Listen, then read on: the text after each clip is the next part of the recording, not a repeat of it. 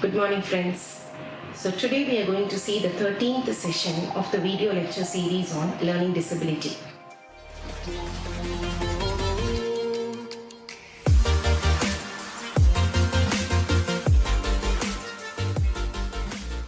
So this is about the reading component. Okay, so far we have seen many components like visual discrimination, auditory discrimination, visual memory, auditory memory, writing, spelling, and many things like small tips how to improve on these areas so that the children with learning disability will find it easier for studying, which will help them to boost up their self-confidence. So now we are going to see about the component of reading. So during my study, I was able to find out that this reading and writing components were very poor among the students with learning disability.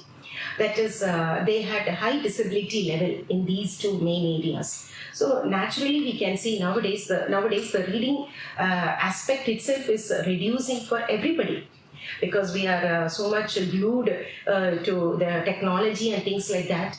We don't have that habit of reading, opening a book and reading. So naturally, I think both these components are coming down among everyone. So to children with learning disability, they find it all the more because they are not familiarized in reading. But this is a very important component, because as long as you should know, you should be good in reading, only then you will be able to study and score marks, which is important for your school education system. Right? Okay, so I'll just give a few small tips like how to improve reading at home itself, and also by the primary school teachers who, if they identify somebody with a learning disability, they can help them to improve on reading by doing these small things. Okay, so the first thing is about familiarizing with the sight words. I do not know what is sight word. So sight words means these are the very commonly used high frequency words that if we happen to see. Okay, for example, an, I, and, the, by, between, and what else, some, than, how, many. These are these words keep repeatedly coming in every sentence. So these are called as sight words. Means why it is called sight words is they're recognizing words by sight. Okay, if a child is able to recognize these words by sight itself, no need to spell it out, and just by the look of it itself, it becomes very familiar to us. Because as I said, all these words are very frequently used, very familiar words that we generally use in our conversation, and we find it in most of the sentences. So that is why it is called sight words. The words that are in sight in most of the places, and things that we can recognize just by looking at it is called sight words. Now these are very important. Now we have to help the students to get familiarized with the sight words. Why means because it is said that most of the words, 50% of the whole content of the article or a book itself will be sight words only. So if the children are familiarized with sight words, which means they are able to read 50% of the content that is given fluently. So that itself will make them feel better. They are not stammering, they are not staggering right from the beginning. So that is the reason why we have to focus on the sight words. So sight words are very important. If we help the students to get familiarized with the sight words, it will help them in 3 different ways. One, it will help them to gain confidence in their literacy skills, in their reading skills. They gain confidence. Because if a child doesn't know, imagine when does a child lose the confidence? When a child is asked to stand up and read certain thing, and the child finds it difficult right from the first word itself, first letter itself, and the child takes a lot of time to read means, then everybody will start laughing. I hope you can remember the movie Tare Zameen Par, where the child was ridiculed by the class teacher as well as by the students, that the child was not able to read.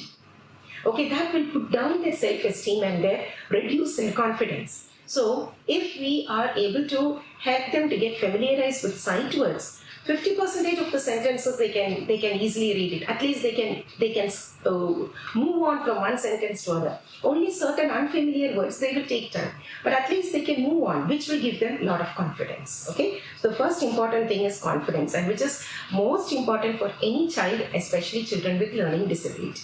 And most of these words are actually phonetically they may not be correct. For example, if you take the word like, L-I-K-E, okay, that E is silent. Phonetically, that sound is A, but that E is silent, right? So we are not like is what we are telling. So therefore, some of these words we cannot teach them on a phonetic basis also. So therefore, getting familiarized with sight words will really be of lot of use. And 75% of the words for the beginners, it will really help them. For the beginners, no, most of the letters, it will be simple sentences, and therefore 75% of the words would be sight words only. So only when you grow up and up, little hard, complicated, difficult words will come. Otherwise, for the beginners, on a 75% are sight words. So if you get familiarized, it will be really helpful for the child. Right. So the second importance or the benefit that the sight words can give is it helps in comprehension. As I told you already, it helps in comprehension because sight words they can easily read through and go. Only unfamiliar words they'll have to really comprehend. Only unfamiliar words they will take some time. So the comprehension becomes much easier. The understanding becomes easier. Okay, and the third main benefit is the context. The child is able to understand the context or the story basically. If it is going to be a story, if the child is able to read line by line and only few words, letters, few words the child is not able to understand and somebody helps them, the child is able to grasp the content or the story, and that will motivate the child further to read further. Okay, so this is very important. So therefore, what we have to do is how to promote, how to familiarize the children with sight words is simple, as I always tell in every video, is practice and repeat. Repeat and practice. Okay, and that also let it be in a fun way. So I would say that there are many ways that we can do it. It all depends upon the creativity and of the parents and the availability of resources in the school as well as at home. It all depends on the passion and the creativity of the trainers, be it parents or teachers. If you really want the child to learn the sight words, you will be able to find ways in your own home itself or in your own school itself. So one of the things that we can share is about flashcards. So the teachers and the parents can write the sight words like A and the, many, how, there, the, between, by, for, like that. They can write it in small. There are many sight words, so they can write it slowly. Okay, and each day 4 to 5 sight words at least help the child to get familiarized.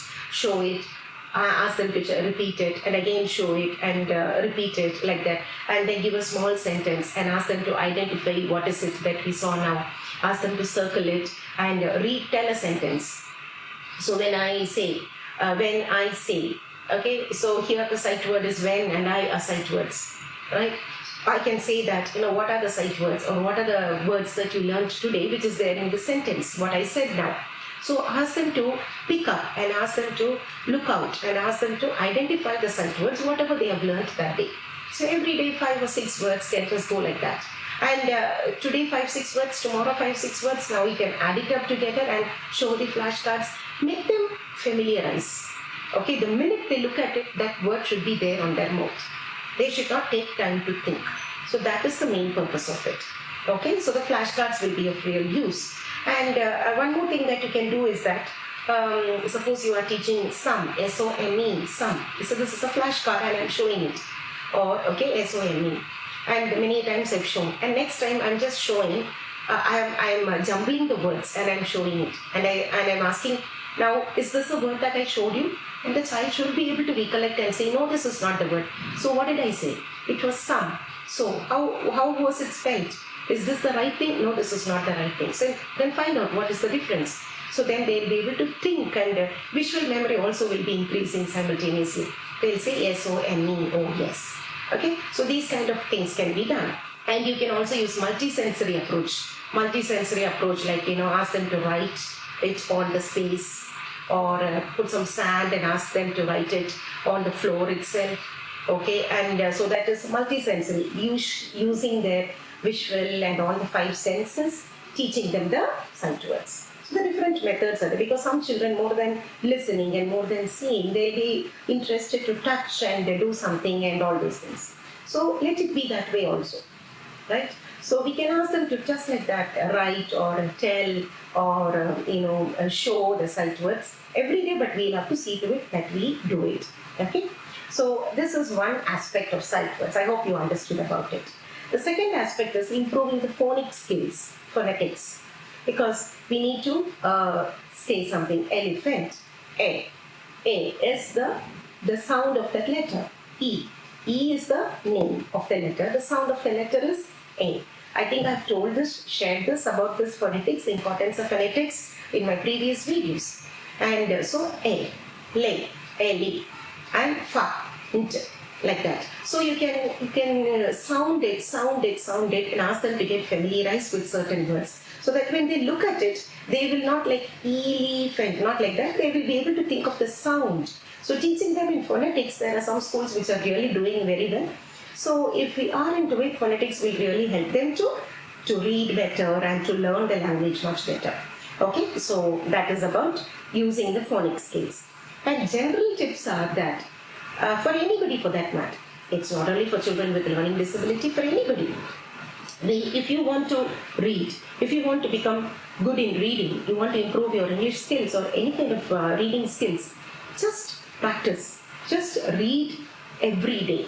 So if you're going to teach a child or give a practice to the child, I would suggest take storybooks. Simple, very 2-3 pages storybooks are also there. So let's buy for the beginners simple storybooks which would have only 3-4 sentences in a page, big words. So making it simpler. Okay, when you look at the book itself, you should not feel, oh my God, no, not like that. So for that sake, to make it on a very interesting level, so it should be a storybook where the child will be motivated to read, and it should be of bigger font and a small size. So that is how we need to begin for the children, okay, to improve their reading skills. But we need to keep at least, okay, just half an hour a day. You have to assist them to read. Ask them to read. Okay, line by line, word by word. So if they are already familiarized with sight words, then it will be easy for them to read. So let them read. And you can help them in between on certain words by using phonetics and everything. Your assistance is always there. So with that, they are reading it. So then you can just note down how many sentences or how many lines they are able to read in just a half an hour a day. Enough. After that, don't tax them more. Leave it. Then you can say, now close the book, go and play, enough for the day. So then the child will not be feeling it so burdened or anything. So next day when you call them, come, let's continue with that story, they'll be interested. So they'll come back again and then again continue with whatever it was left. Okay, you can tell back the recap of the story also. And then you have to analyze with your assistance how many words they are able to say. Without your assistance, how many lines they are able to read. If you're able to jot it down every day, you can very well see the improvement very soon, because children are fast in grasping. Only thing, you need to kindle their interest and make it as a game, and don't prolong the duration. Let it be half an hour only for everybody, every day. So, but that has to continuously go every day, and preferably during the same time. If it is at the same time, then the child's mind is fixed that this is reading time. This is story time. I'll have to go and sit there and take the book and read. So that kind of a inbuilt habit, psychological component also will go inside. Okay, so these are some of the things that we can actually do it for everybody. If you really want to improve your reading skills, start practicing it. Take a small storybook and then start doing it. And then improve. Then you feel that this is fine. Then take a little complex, little more bigger storybook. And then you can take a little more bigger storybook. So we have seen that a lot of people know big storybooks with small fonts, they keep reading it and they are not fed up because they are fluent readers, they have got interest in it. So once you are able to catch the interest, then the reading skills will tremendously improve. So this is what we have seen, it is scientifically proved. So we can do that, okay? And the next small thing that I would generally do for children is basically, suppose we have a birthday program next month.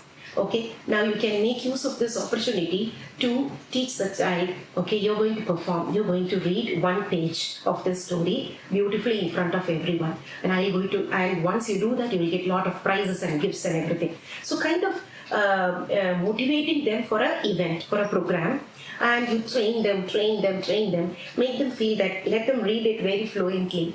So that like kind of a rehearsal and for a program, and when they come and everyone is there, you can say that my child is going to read a story for you. and everyone knows that he has a little bit of difficulty, right? So everyone will definitely listen to it. And when he's able to read it fluently, everyone will appreciate. That itself is enough for him to boost his self-confidence so much that he will feel all the more to get that appreciation, because everyone would like to get appreciation and recognition. So give avenues and opportunities for the child to showcase that whatever they have learned. So these are some of the things that we have to just think and make use of the opportunities like events, programs, or whatever it is, right? So this is what I would like to say about reading skills. It is all in your mind. You can have different methods, different ways. Only thing, the child should be comfortable enough to read.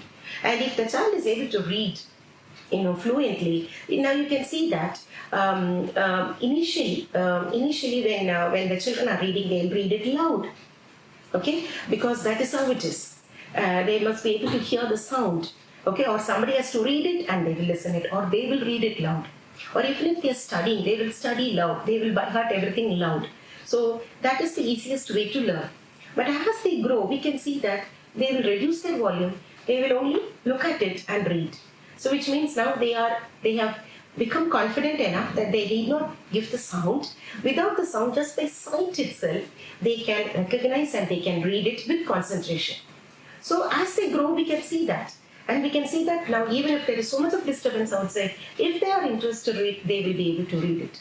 We can see that in trains and buses and all, where people just like that, they keep reading it, big books and all.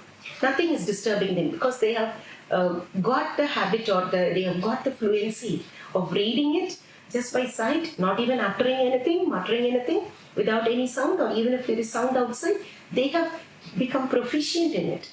So this is the growth of reading.